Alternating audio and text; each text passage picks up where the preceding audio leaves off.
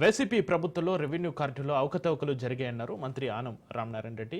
నల్ల చట్టాలను తెచ్చి రైతులను నిలువు దోపిడీ చేసే ప్రయత్నం చేస్తుందని చెప్పారు. నెల్లూరు జిల్లా పొంగూరులో రెవెన్యూ సదస్సుకు మంత్రి ముఖ్య అతిథిగా హాజరయ్యారు. వైసీపీ ప్రభుత్వం పట్టాదారు పాస్ పుస్తకాలపై జగన్ ఫోటోను ముద్రించి రైతుల భూములను లాక్కునే ప్రయత్నం చేస్తుందని మండిపడ్డారు. కూటమి ప్రభుత్వం అధికారంలోకి వచ్చిన తర్వాత వాటిని రద్దు చేసి రాజముద్రతతో పట్టాదారు పాస్ పుస్తకాలు అందిస్తుందని మంత్రి ఆనం తెలిపారు.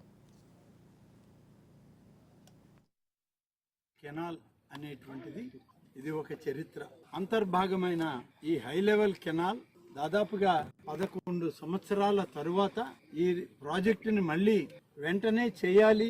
దాన్ని పూర్తి చేసి మరి ఈ ప్రాంతంలో ముఖ్యంగా ఈ మరిపాడు మండలం ఏదైతే ఉందో పాత నెల్లూరు జిల్లాలో 46 మండలాలుంటే అసలు ఏ విధంగానూ ఒక నీరు రానటువంటి ప్రాంతం ఏదైనా ఉందంటే అది మరిపాడు మండలం.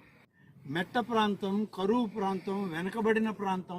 ఈ ప్రాంతం నుంచి అనేక వేల కుటుంబాలు వలసలు వెళ్తున్నాయి. మాకు హై లెవెల్ కెనాల్ కావాలి. సోమశిల ప్రాజెక్టు నుంచి 5 టీఎంసీల నీటిని మేము వాడుకోవడానికి అనుమతులు ఇవ్వండి అని చెప్పి నాటి ప్రభుత్వాన్ని కోరితే